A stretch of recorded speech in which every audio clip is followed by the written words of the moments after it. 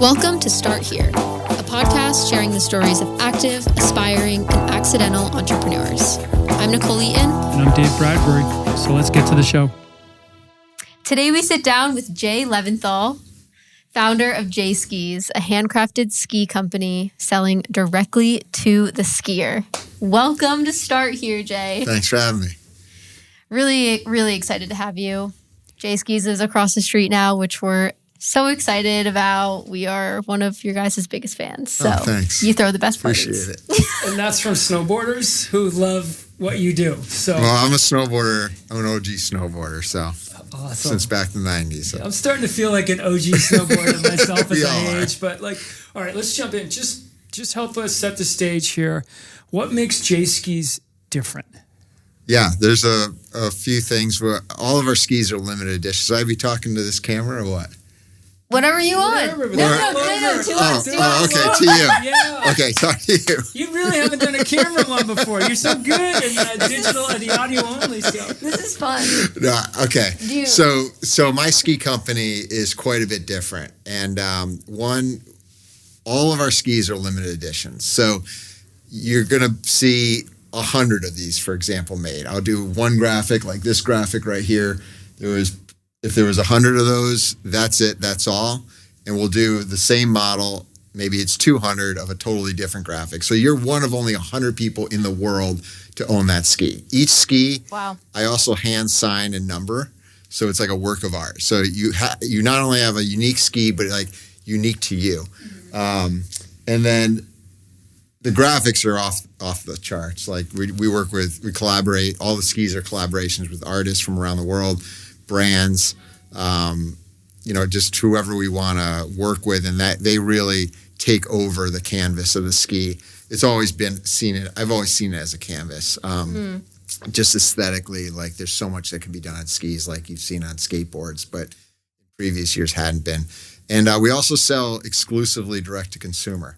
So we're selling it directly through our website, which isn't a big deal, e-com, of course, now. But when I started in 2013, there was no one selling skis online. Yeah. It was 100% through retail as a manufacturer. But yeah, we have customer service 24/7, live chat. Like we're 7 days a week, 12 hours a day. We're there to talk to our customers and one-on-one. And it was just a big mission of mine to kind of get out of the traditional way of doing business in the ski industry. So can I ask a question? It's our show. Of course we're going to ask questions, Nicole, right?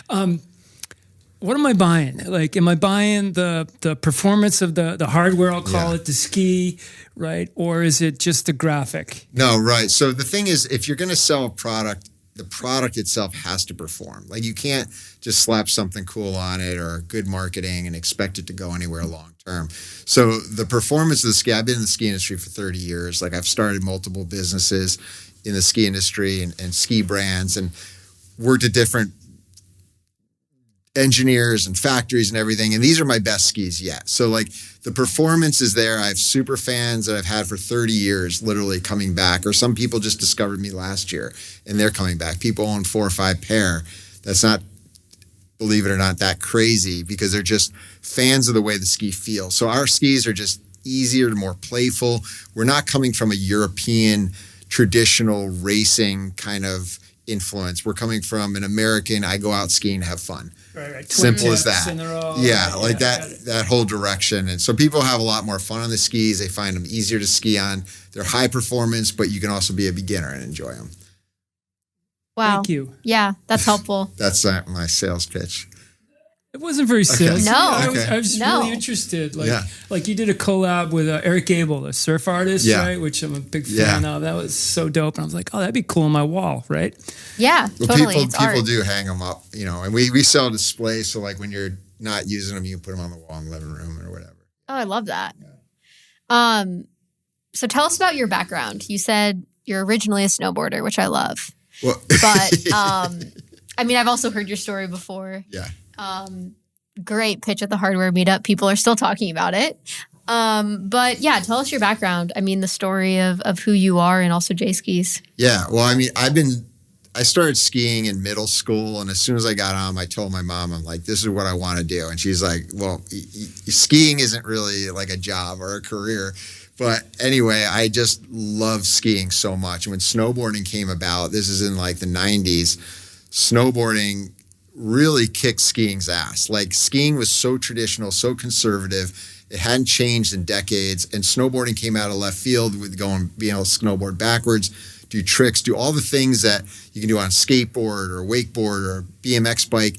It had so much more unlimited possibilities. It inspired people so much more than skiing was at the time. So I was a skier, and I was, as a kid, thinking, okay, I got to start snowboarding now. This is in the 90s. I'm following Jake Burton. I'm like following the whole scene, the magazines, the videos are coming out. I'm like, I'm trying to emulate like the pros, like I was doing with skiing. So I started snowboarding and then still skied. But my friends were all moving over to snowboarding. I still love skiing best, but there was just so much more I could do on my snowboard. So as a college project at the University of Buffalo, I went for design, like no engineering, no math. Like I wouldn't have passed if I had to read big books. So it was like graphics and making things. Like there was literally a wood shop to make stuff, and then you could do graphics like Photoshop and stuff. So it was just about being creative. And as a senior project, I decided to make a ski that was like a snowboard. So I just basically said, I want the ski to be twin tip like a snowboard, to have side cut, be wider. And I made them really short. I should have brought one. That's ridiculous. I didn't bring. They're 99 centimeters. So it's like half the length of a normal ski, twice as wide as a normal ski. I made it basically took a snowboard in half the width, half the length, but same exact shape. And I went riding on it. It was like the mountain was closed. I hiked up with my friends, and I was able to like slide a rail, go backwards, like do things you could do on like rollerblades, for instance, and things like snowboards, spin around real easily, land backwards. I mean, that first day I was like, holy shit. You like put fun into skiing, right? Yeah, I mean, and that was just like that was the shittiest ski I ever made. You know what I mean? The first one. So that was the kickoff. Is like one of the first twin tip skis in the modern era. Wow. Yeah. And that's when I started the company Line. I moved home after college, graduating, and moved in with my parents. And then in their one-car garage, I started making these little twin tip skis. Yeah. So literally you've been in this business for 30 years. 30 years. Yeah. Wow. Okay. I mean, I'm old, yeah.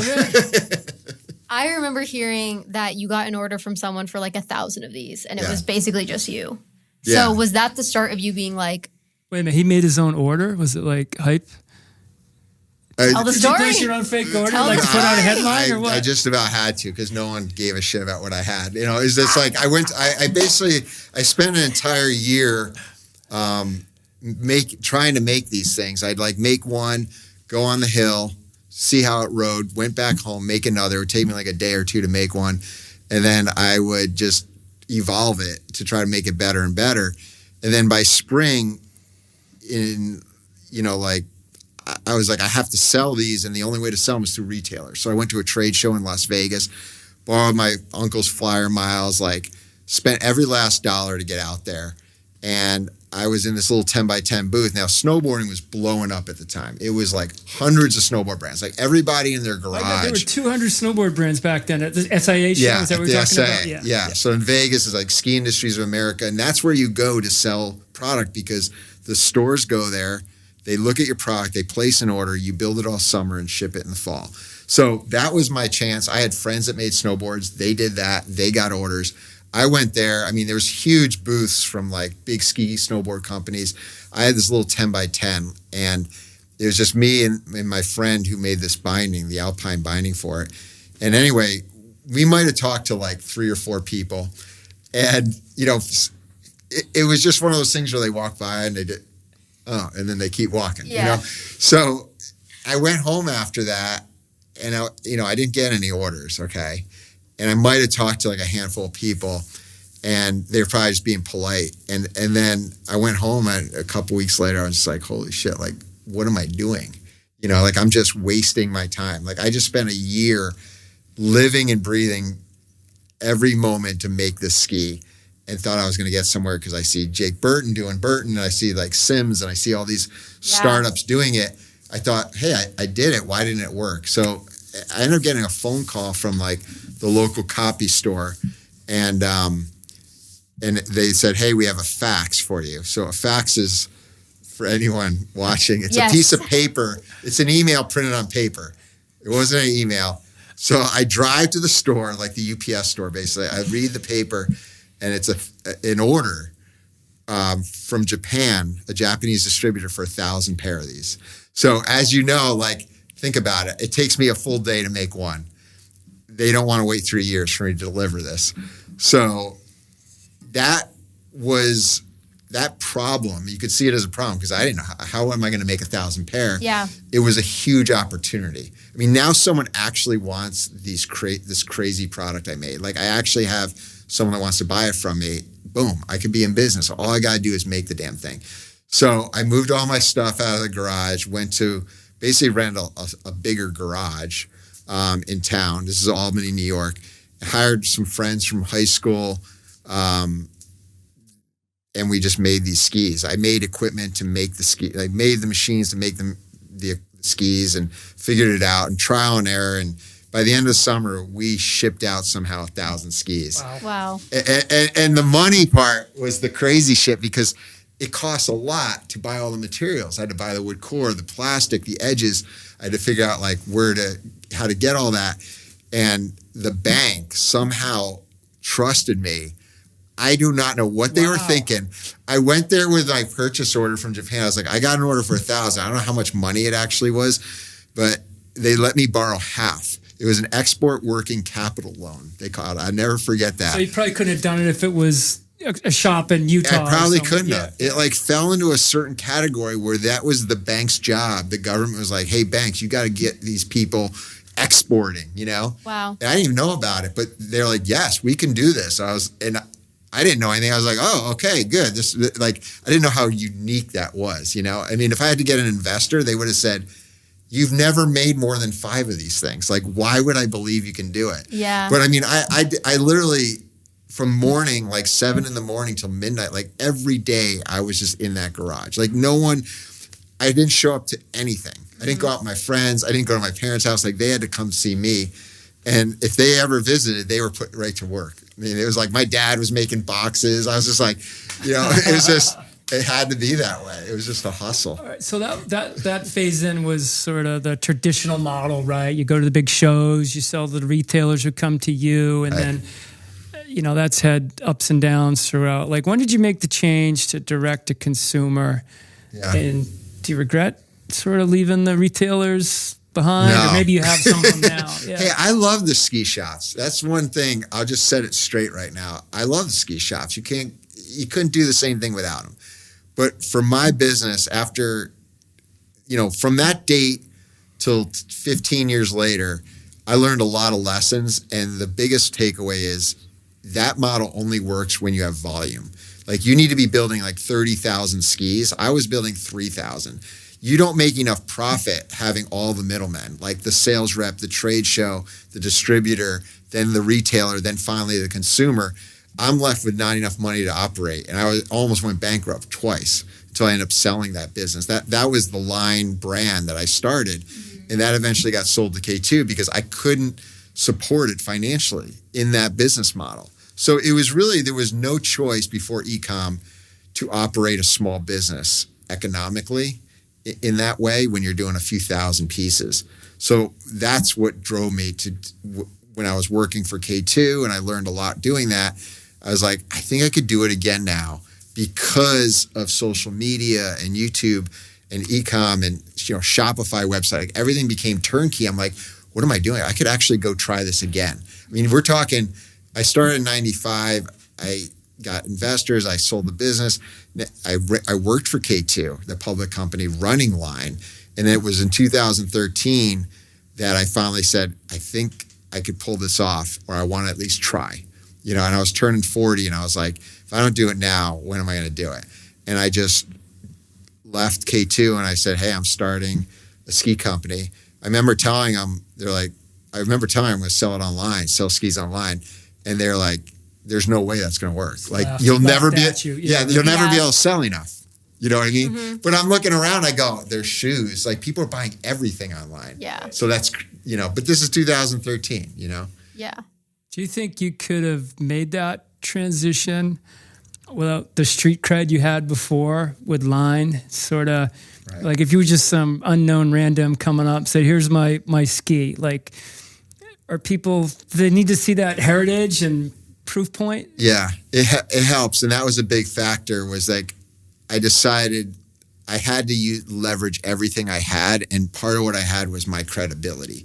Yeah. And so like I could have hid behind the brand, and that I would have been way more comfortable and less work for me right now. Mm-hmm. It's hard to be like the face of a brand, especially in this day and age. Like I'm doing this, right? Like here I am. But yeah, I could have anyone doing this if I wasn't. This is work for you? Yeah.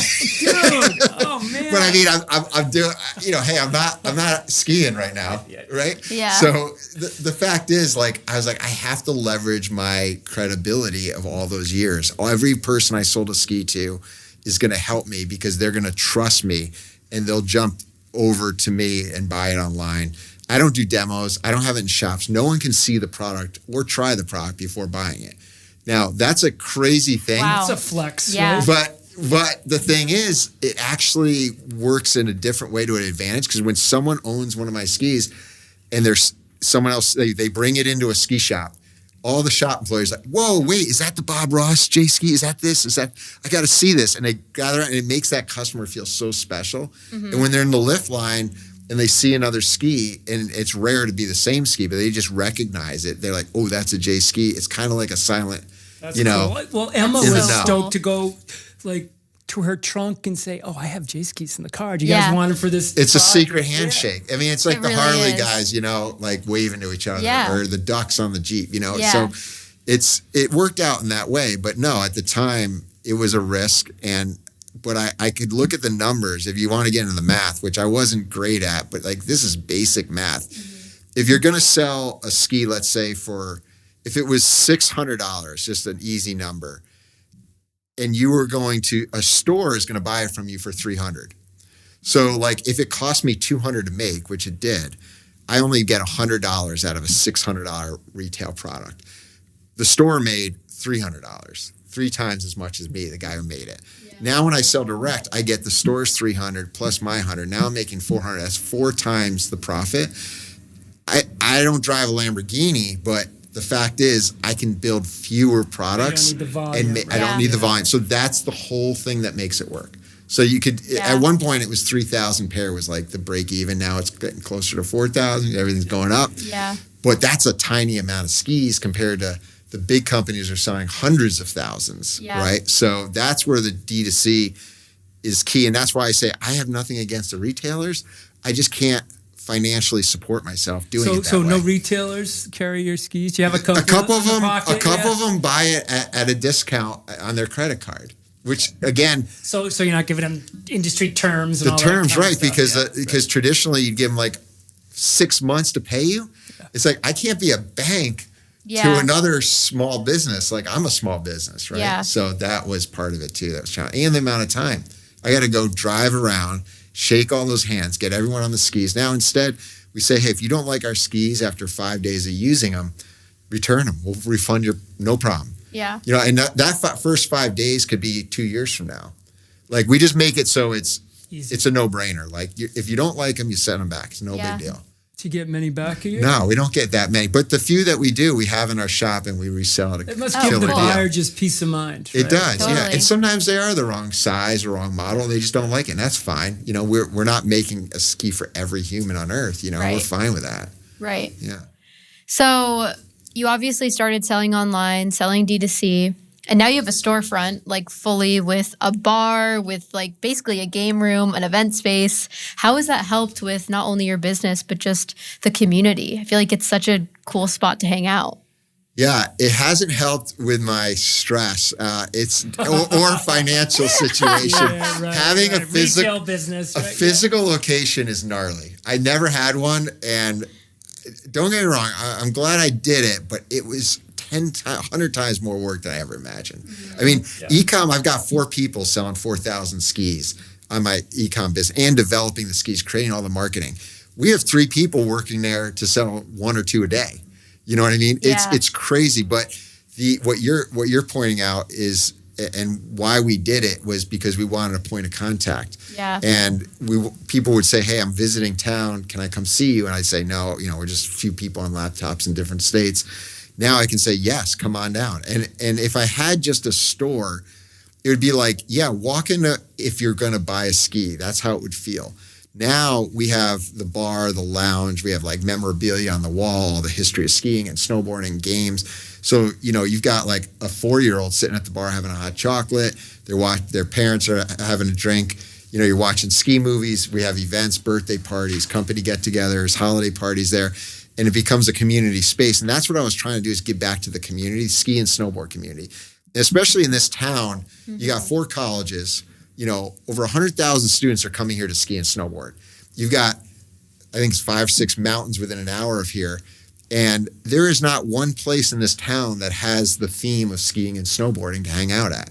Right. They talk about the third place, like, a place you work, your home, what's that third place? Currently, third places are like a coffee shop that's about coffee. And then there's a bar about partying. And we wanted to be, just a casual kind of environment, not a restaurant where like you have to go in and buy something.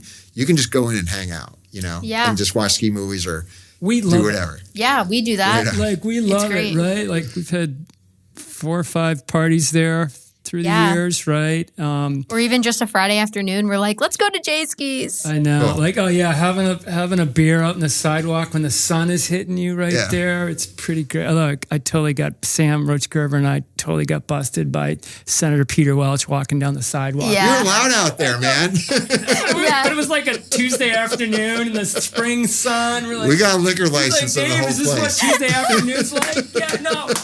Oh, man. Yeah. Yeah, it wasn't it was your little courtyard. Yeah, right? Totally. So it's funny. all good. I love it. So lessons learned, right? Yeah. What you know now versus what you wish you'd known back then. Like any sort of things that for the next aspiring entrepreneur, not necessarily ski specific, that you're like, shit, this would have made my life a lot easier, or I could have lost less money in the early days, or stress. Like, no, I mean, I can tissues. run. I got tissues over here somewhere. I can run. Do I need a tissue? If you start crying. Okay. No. Do I have anything on my nose? No. Okay. Okay. So here's the deal. I could give you 100 lessons. So the first one is you got to make a spreadsheet and so that you know what is going on, like what you're selling and what your costs are. And you don't have to be an accountant or any of that stuff. I'm talking it's basically plussing and minusing. Like you have a positive sale for $1,000 and you have a cost for $200. The basic unit economics. Super basic. And just the first thing that people come to me and they say like, what about this? What about that? I go, put it down on paper and see, put it on a spreadsheet and see. That's one thing I wish I did more in the early days. In the early days, I did not realize what I was spending and what I was making. I just thought, hey, we're in magazines. Like we got pros in the X Games. Like we're crushing it. People are patting us on the back. They're stoked. Like we're doing great. I didn't think about like, is the amount of money I'm making more or less than the amount I'm spending? And eventually I ended up in debt, like hundreds of thousands of dollars in debt. I'm 24 years old. I'm borrowing my parents' pickup truck. And I owe the banks, and I have 4 or 5 credit cards I'm rotating, and that destroyed me financially without knowing it. Yeah. So that's one lesson. I think if I had stopped and really looked at it and said, well, how can I fix this? That I would have kept the company longer, and I could have turned it around. But my thinking at the time was, shit, I need help, and I ended up selling it to. Not making real money, but kind of like moving my job with getting a partner. And it was a good lesson learned. The other lesson is you don't have to make something. Like it's fun to make something. It's cool to make something. You can make a prototype.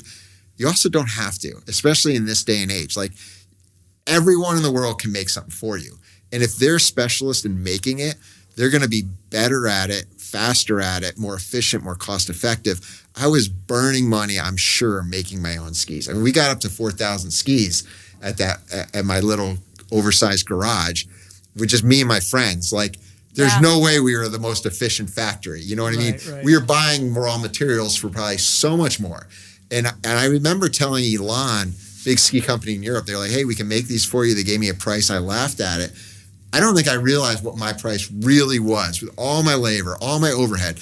If you have someone else make it, then I could have focused on the sales and marketing even more. You know, I today don't touch any product. I don't need packaging tape. I don't touch a cardboard box. I don't touch the skis. The skis get made at someone else's factory to my specs, and they get shipped to a fulfillment center, and they ship it out. So the less you touch that you aren't the best at, the better. Like, just do whatever you're best at. So I'm best at marketing and selling. So that's what I'm focused on. And don't get me wrong, you don't need I need an engineer, right? I need to engineer your skis, but you don't need a full-time engineer. So like I pay an engineer when we need them. I pay an accountant as we need them, a web developer when we need them. So that's how you get lean. That's how you get efficient, cost-effective. So those are the things that I kind of wish I was doing. Those are two big ones, right? Okay, yeah. I got a million, but yeah, that's what back in the day might have saved me from having to kind of let go of the business and sell it. Yeah. So what's a recent learning? A recent learning is that you can't compete. I can't compete as a small company at discounting. Like last year, coming out of COVID, there was an overproduction of skis in the whole outdoor industry during COVID because it was in a boom, actually. And after COVID, everyone had already bought skis. Now they had other things to do with their money, and they weren't buying as many skis, and there's so much now on the market. By the time they built it, it was a surplus. So now every one of my competitors, who normally I don't really compete with, we're just doing our own thing, selling our own thing. Suddenly I'm getting emails from every brand, hey, 40% off, 60% off. I'm like, I'm not selling shit. I mean, why would someone buy mine? Even if they love it, don't get me wrong, there are people buying it, but I had like 30% of my inventory. I just could not sell to save my life. Yeah. So I was like, I have to discount just like they are. So now I start discounting.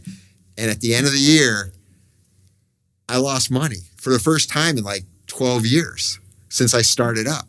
And I mean, I lost hundreds of thousands of dollars.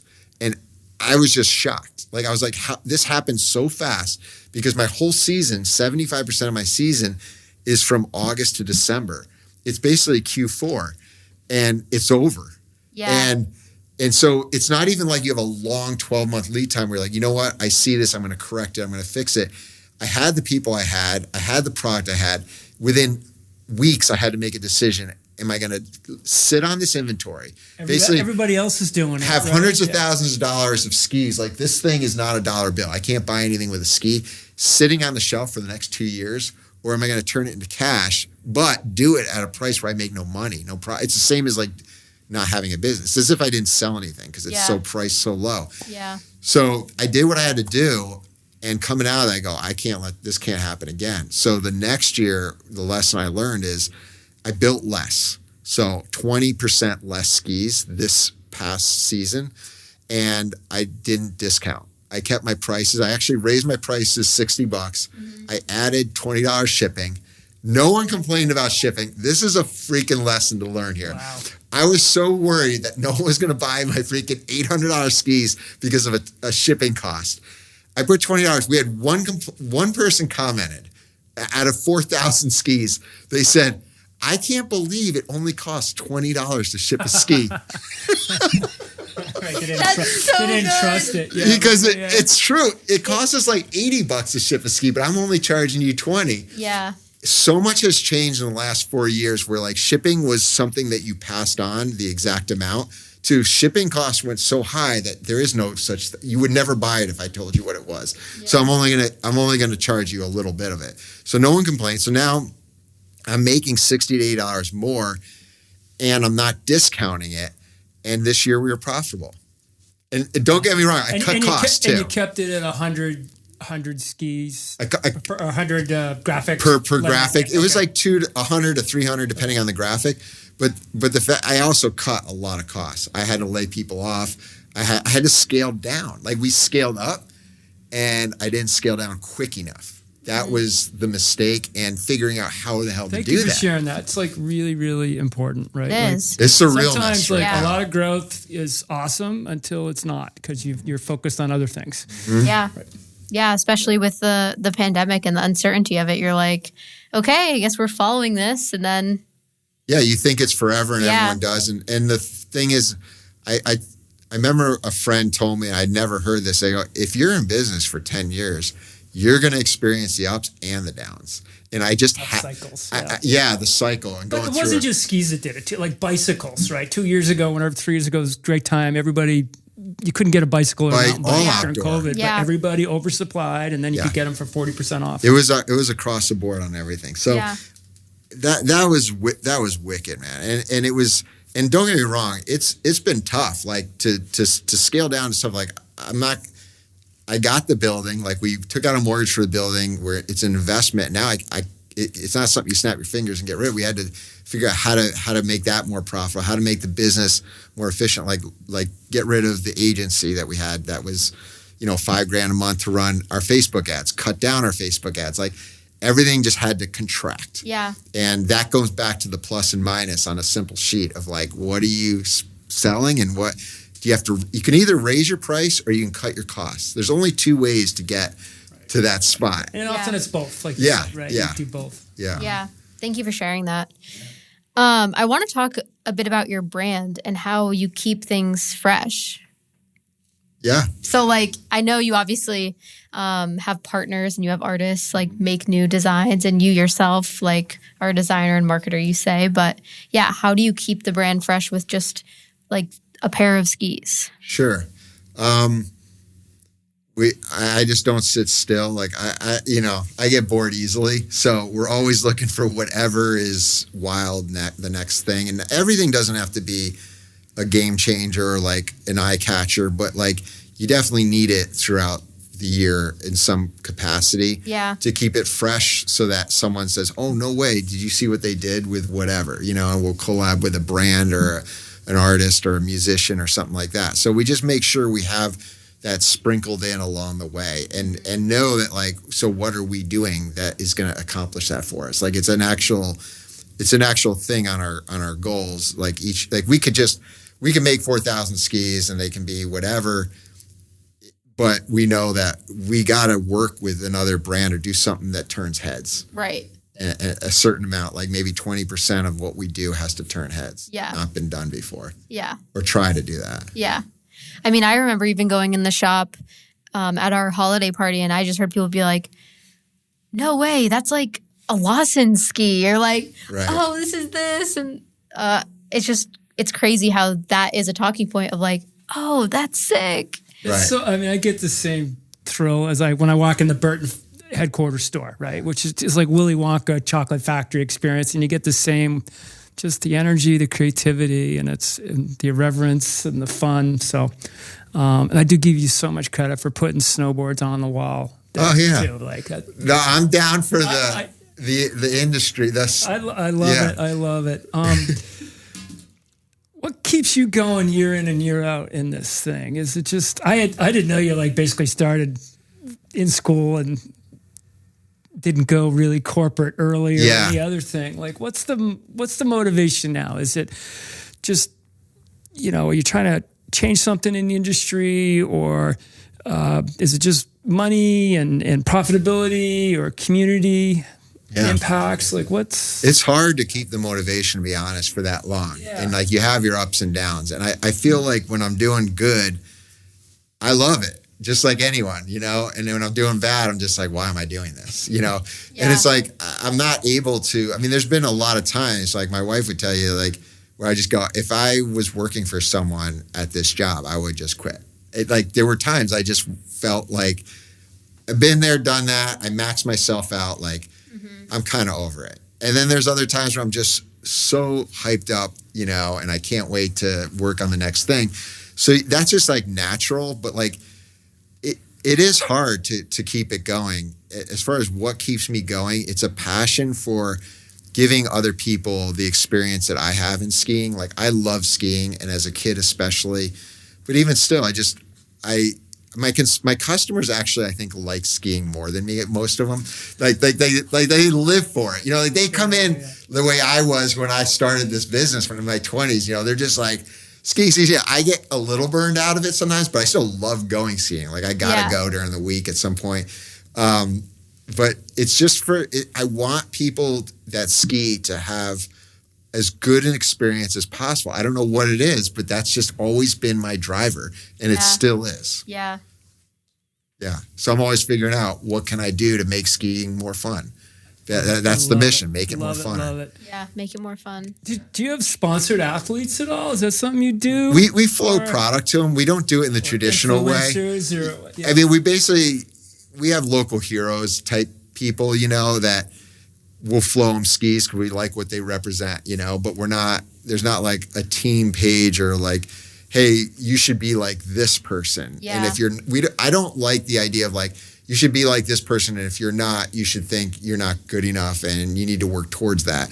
I like promoting my customers because they're just real skiers like me and out there having fun, and if someone's having fun or they're super stoked, if they're holding up the skis and they have a smile on their face, or some kid is like night skiing, throws a little backflip and barely lands it, like we'll post that on social and people love that. Yeah. They love it even more. It honestly is like more relatable than a super pro and you got the red cam out of the helicopter. I mean, that looks like an ad. Authentic backyard. These days, that's how it is. It wasn't always that way.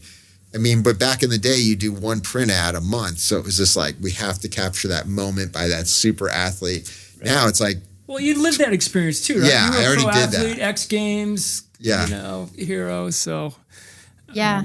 I wanted to do something different. Again, like, there's no room for everyone doing the same thing. Like, every business can't have the same position. You're not going to succeed. No one wants that. So that's our position, is support and promote, the customers, the skiers, the real people, power to the people. Can I ask another question? Sure. What other Vermont brands are you like really impressed with? Other people that have found a niche in an outdoor product or not, like that you're like, okay, this is one to watch. Yeah, I mean, I love Skeeta. I think Right. Right here. They're obviously leaders in pioneering and being unique and finding their spot. And, but I mean, there's so many in Vermont because there's so many entrepreneurial people and businesses. I was just over at Beta today. We made a ski for them, a graphic. Oh, sorry. Yeah, they were towing behind the plane or whatever it was. Yeah, they're good. So, like, I mean, that's crazy what's going on there. That's so burly what they're taking on. And I've always been a fan of Burton from back in the day when I was a little kid, following them, going to Manchester, the home base. But yeah, there's tons of them, That's why I love this place too. It just has that culture. No, and we got to give you a shout out too, man. Like, you answer the bat phone when we call and be like, hey, we got this dreamer, right? That we're not really retail outdoor product oriented, right? But to be able to go out to our friends and experts like you to like have a conversation, a little mentor moment, man, it means the world to us and it changes their lives and trajectory. So thank you. Yeah, of course. Yeah. What are your thoughts on Vermont's outdoor recreational scene right now? Like, would you say it's thriving or? I don't know. Yeah. What are your thoughts? Because you're saying like supporting people, having fun on the mountain, like. Yeah, I think that there's a lot of dreamers in Vermont, you know? People are like, they're making outerwear, they're making hard goods, they're making bikes, they're making like stuff that you never think. And who knows if they'll make it, whatever that might mean. I mean, I always call it, there's an art project is running what you think is a business. It just doesn't make money. Yeah. And then a business is the version of that actually makes money, right? And there's people at all different points of that. And I was one of those people, when I was a kid, I was like not making money, but like making shit happen. Yeah. There's a lot of people making shit happen in the outdoors industry in Vermont.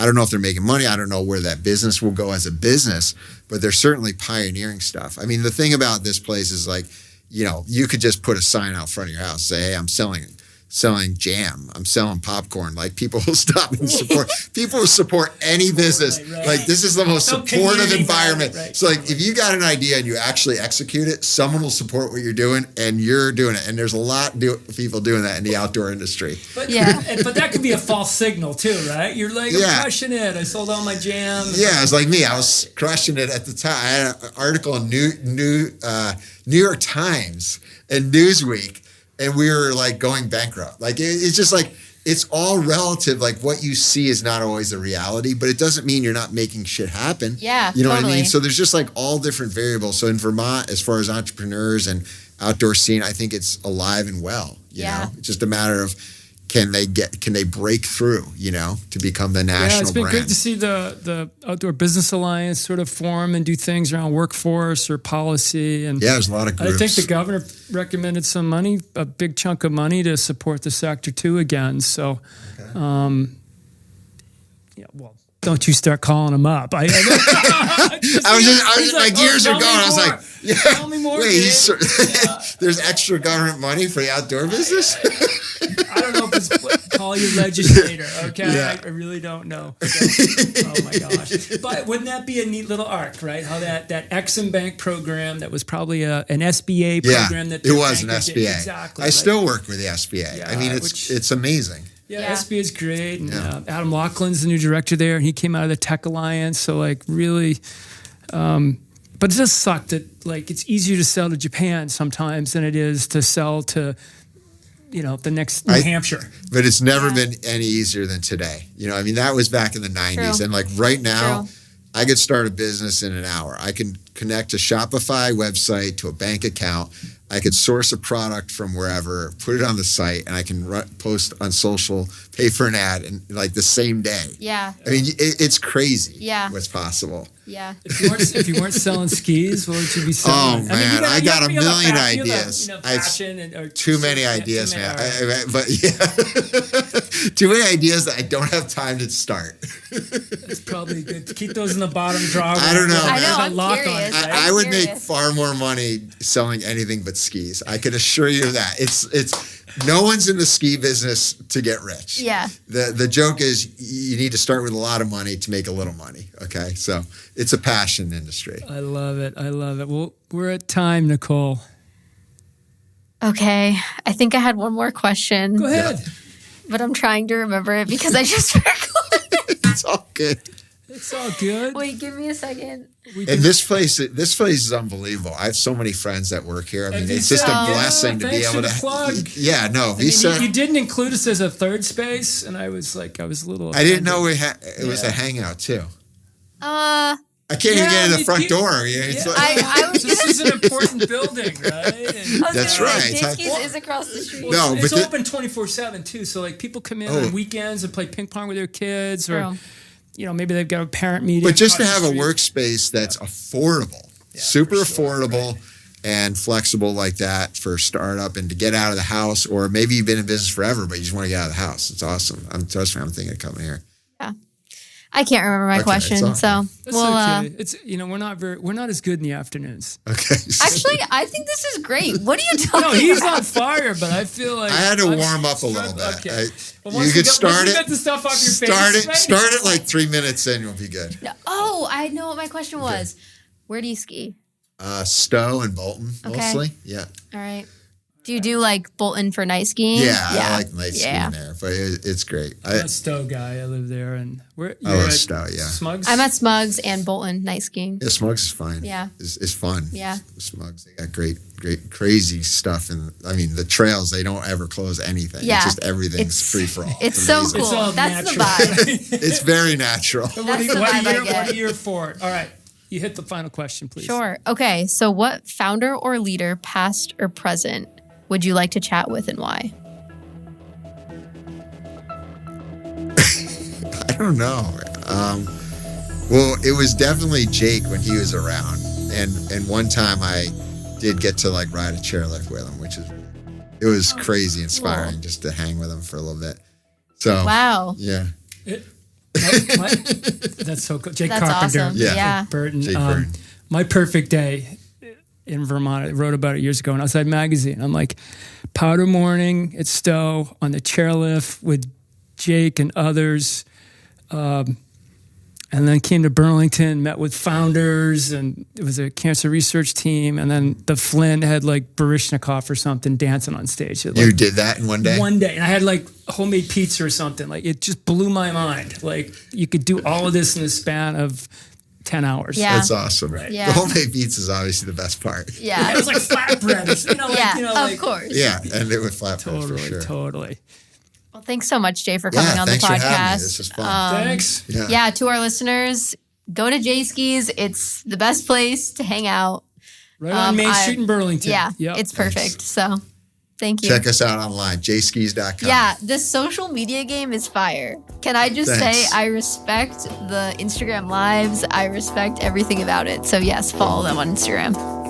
Thank you. Thanks, Jay. Yeah. This has been Start Here, a podcast sharing the stories of active, aspiring, and accidental entrepreneurs. This series is brought to you by the Vermont Center for Emerging Technologies. Now let's get back to work.